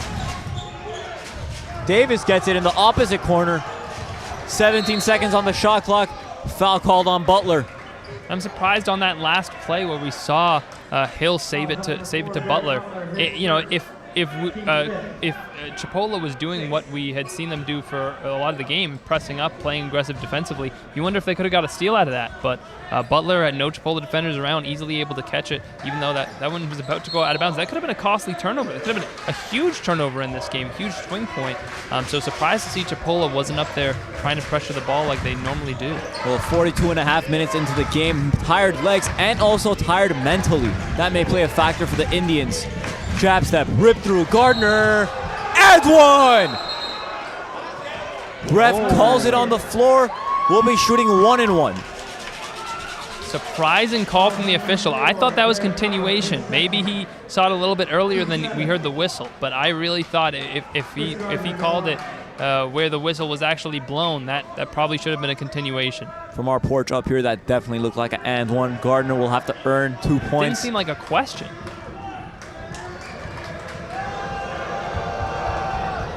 Gardner good on the front end. He'll shoot the second now. Puts Chipola back up 1. 3:16 left in the left in overtime. Gardner rolls it in. Boyer catches the inbound. Titans looking for an answer. And there's the press, KJ. Tomlin using the long arms, got a deflection. Out to Hill. He doesn't hesitate this time. No good. And the ball back to the Indians. Looked like that one might have just deflected either off of Butler or Bursey rather.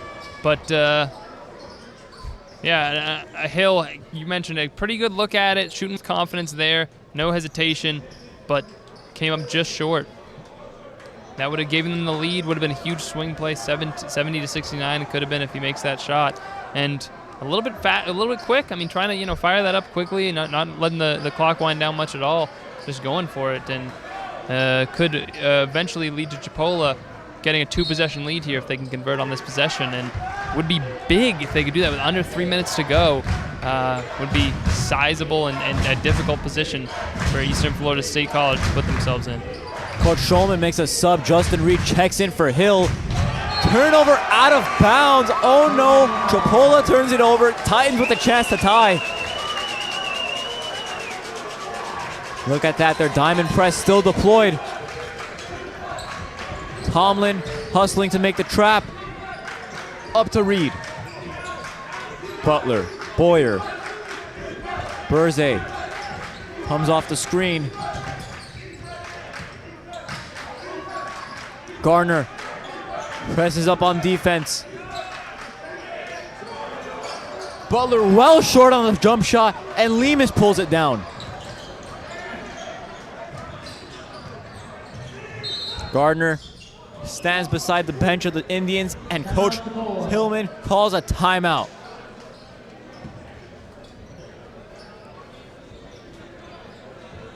.2:14 left in this matchup. Both teams in the bonus. 69-67 in favor of the Chipola Indians. Looks like Reggie Hill will be checking back into the game. Goes to the scorer's table to the report. Possession arrow in the favor of the Titans. So if we have a tie-up, they'll get the ball back. That's going to be big. That's going to be could easily come down to one possession. So having the possession arrow is huge in overtime. And honestly, with both of these teams, you can just see how gassed they are. It's been a kind of a sluggish overtime. Few mistakes by each side, struggling to find the bottom of the basket. When you play as hard as both of these teams do on both sides of the ball, as aggressively, expending as much energy. I mean, we saw it at Chipola all game in that diamond press. And having to go to overtime when you play like that, it makes things so tough on you, not just physically, as you mentioned, but it starts to become a mental thing. It just mentally feeling that tired and having to make the right play. And it's affected them on a few times where we've seen them throw it away, throw it out of bounds, whatever it may be. And it's been difficult for them to overcome. That's why these timeouts are so helpful and so beneficial to these players, having to make the substitutions when you do. I mean, this game, can you imagine if we go into double overtime? It's still possible at this point. These guys out here, just very admirable how much effort they're giving. Tomlin now looking to make it a 2-possession game. Lemus gets Garcia in the air, into the paint. No good, but there's Faison Fields in to follow it up and put Chipola up 4 points. All started by Lemus there. The threat of him pulling up from anywhere. That little pump fake to get his defender in the air, drive the basket, couldn't convert on the layup. Great follow from his teammate, but him creating that first attack inside, starting it all. Great, nice little drive there and a great putback. Now it's time for Chipola to play some defense. Leave Bursey open in the corner. No good. Tomlin pulls it down. Uh-oh. Chipola pulling ahead. They may be running away with it.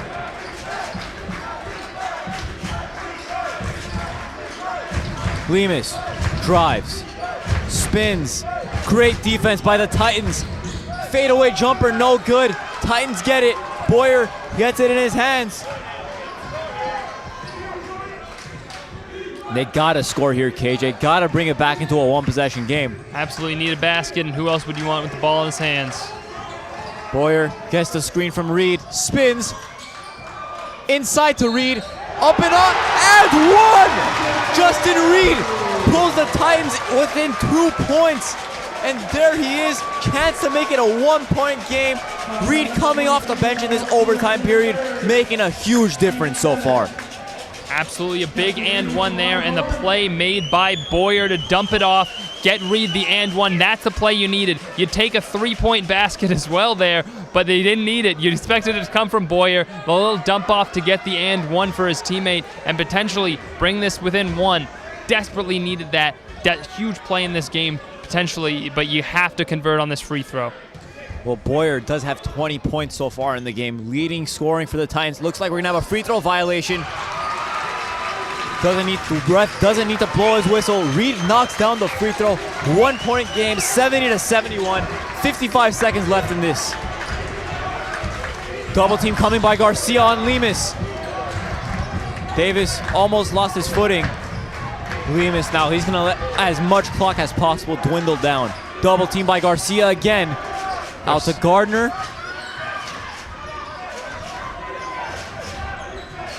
Into the paint. Flicks it up, no good. And the Titans have a chance to take the lead. I would have loved to see him run in transition there. Hill out to Boyer. Shot clock is off, 17 seconds left. And Coach Schulman calls a timeout. Woo! That's one thing that I would have liked to see Eastern Florida State College do a little bit more in this game, was just run in transition. I feel like the opportunities they've had while Chipola has been setting up their trap or getting into that trap to just run the floor and get a quick bucket. I mean, that's one way to just avoid having to deal with the trap. So that's something that I would like to see them do more. Would have liked them to see it, try to pull it out there and potentially get a quick bucket. But now it all comes down to this possession. Reggie Hill, he has a double-double on the night with 11 and 11, but something to keep an eye on, KJ. Usually teams like to foul here if they have one to give. Neither team has a foul to give right now. Both teams in the bonus, 71-70. The Titans will have the ball. Gonna need to have their best play drawn up right now if they want to take the lead late in this one. Absolutely, and we've seen some incredible performances out here today. A lot more offensive than I thought we were going to see this game break into. I mean, we talked up how well these teams were both defensively. The way the game started, having to wait a while for that first basket, really looked like that was the way this game was going to play out. But the offense for both of these teams has played a big factor, especially from Boyer, guys like him that have just knocked down threes. Lemus, you mentioned. Tomlin playing great, especially in the second half for him breaking out offensively a little bit down the stretch there. It's been really a showcase from a few of these guys, despite the great defense that we've seen on top of it. And it's all going to come down to one shot. What more could you ask for, Zando? Boyer gonna inbound again. Hopefully they can get the ball to him. I want to see him hit a game winner, I'm not gonna lie. I wonder if Garcia will take it himself again there. We'll have to see. Garcia gets it in the backcourt, and there's the ball into Boyer's hands. Butler sets a screen. 6 seconds left.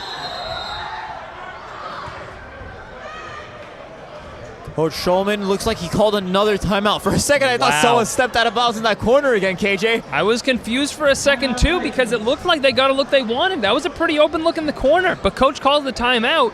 Ultimately, I mean, we saw Berze get a chance to throw it up, and it missed. Would it have missed if you didn't hear the whistle? I'm not sure, but hey, maybe Coach just saved his team there. Maybe he got him a chance for another possession. Shot clock is off. It was interesting how they set that one up, because Garcia got the ball in the same exact position he got it at the end of the first half, and I was thinking, oh boy, are we headed for the same thing? Is that exactly? Are they going to go right back to that pick and roll, and is he going to make a different play or the same play? Ultimately, getting the ball in the hands of Brody was the right call there, and almost seemed to like it was going to work out with an open look, but Coach maybe having a better idea of what to draw up here. Sub in for the Titans. Vlad Saladriz went to the table to report that he's checking in. The 100% three-point shooter on the year.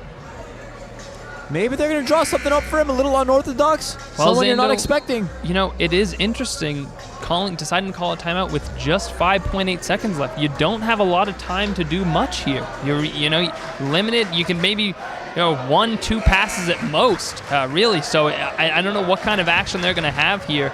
I imagine, they just get the ball in the hands of Brody and hope he can do something. But this is tough. And now you notice, by the way, Garcia coming out of the game. He's been the man they've gotten the ball in the hands of and letting him make the decision at the end of the fourth quarter and now OT. Now he's out of the game. Oh, errant pass. Boyer. Ball stays with the Titans, but they never started the clock, KJ. 5.8 seconds still on the board. They need to run the clock a little bit. From our angle, it looked like it could have gone off either of them. It was really, really close. The refs conferring a little bit here, trying to figure out exactly what they want to call. but the official closest said this was Eastern Florida State's ball, and looks like they're going to stick with that call.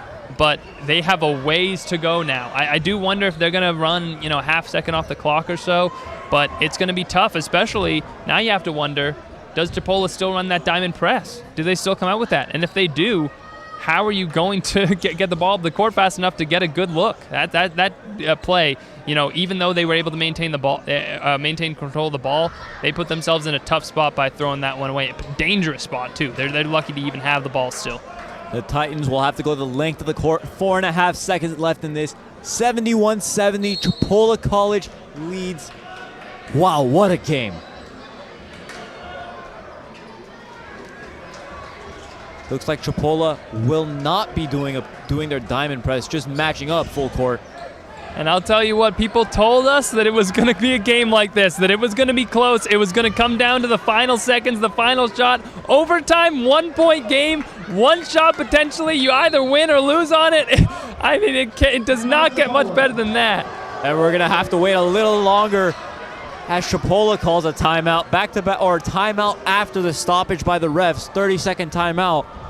Perhaps not liking something they saw defensively there. The way it was setting up, whatever it might be, wanting a chance to talk it over, what they're going to do a little bit more. I mean, we saw Chipola at the end of the fourth quarter actually drop kind of a nice play and, get that Tomlin a decent enough look at the basket. So you wonder if now they're worried about whatever they saw from Eastern Florida State, wondering, what could they possibly have in their bag in the same position, being underneath their own basket. A little bit more time, definitely a different situation, being down 1 point, winning or losing on this play. But, Chipola clearly wanted to make sure everybody was on the same page, and I don't blame them in a moment like this. Saladris set to inbound. All of the Titans players crowded on the left side of the court. And Chipola calls another timeout. I guess Coach Tyndall has a use it or lose it type of mentality right now. Hey, I don't know, why not? See every single look that Eastern Florida State's going to throw out at you. And it seems like the officials are convening. It looks like some confusion from the coaches, maybe upset about the way the timeouts work, maybe trying to figure out just how much time they have. But you wonder at what point these teams run out of things to talk about. I mean, we all understand the situation, Zando. It's a 1-point game. They're inbounding from underneath their own basket. I mean, we've had, 3 consecutive timeouts here? This is big. I told you I don't like waiting. It was a 15-minute halftime. I want to see what's going to happen here. This is an exciting moment. They're driving you crazy right now, KJ. I mean, are they trying to put it set in stone their dinner plans? Like what's listen, you can figure all that out after. We know what the situation is, what the play is. It should be pretty straightforward. But for whatever reason, coaches repeatedly didn't like what he saw out there, wanted to call timeout to talk it over. Might have realized he can't take those timeouts home with him. But we're finally going to see it here, Zando. The shot we've been waiting for. It's going to win or lose on this. Inbound's coming. Into Boyer. He slips. Gets up. 2 seconds left. 1 second. Heave. Bang! Boyer hits it from the volleyball line. He finishes it. The fans storm the court. What a finish! Brody Boyer from the volleyball line puts it in, and the Titans beat the Indians 73-71. Wow! KJ, what did we just see?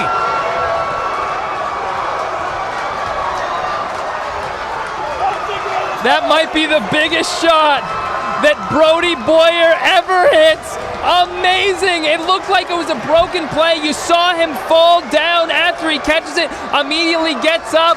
The Chipola could have easily wanted to travel as soon as he got up on that. Didn't get the call. Dribbles up the court. It looked like he was going to run out of time. We saw the seconds ticking away, and I didn't know if he was going to get it off in time. He heaves it up just at the right 10th of a second before the buzzer sounds.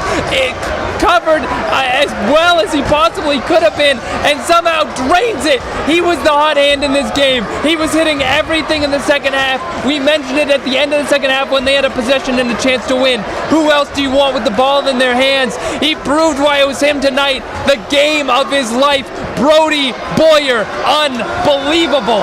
Brody Boyer, a name we will never forget. The Titans able to get retribution from the tournament. They beat Chipola College 73-71 in an amazing game. Is there any question this was the game of the season? You hear the chants from the fans. MVP. Everybody chanting it for Brody Boyer. How do you come back tomorrow for another game? Chipola, they'll play Santa Fe tomorrow. Well, Eastern Florida, they'll play Florida Manatee. Big thank you to our executive producers for tonight's game, Mila Schulman and Christine Wynn. Technical producer is Cody Harrington. Special thanks to Eastern Florida State Sports Information Director Mike Parsons. Darren Healy is our on-site producer. Once again, the final score 73-71 in favor of the Eastern Florida Titans. And we get to come back and do this tomorrow? Woo! For KJ Doyle, I'm Xander Arzamanian. The Florida JUCO Shootout is a presentation of EFSC.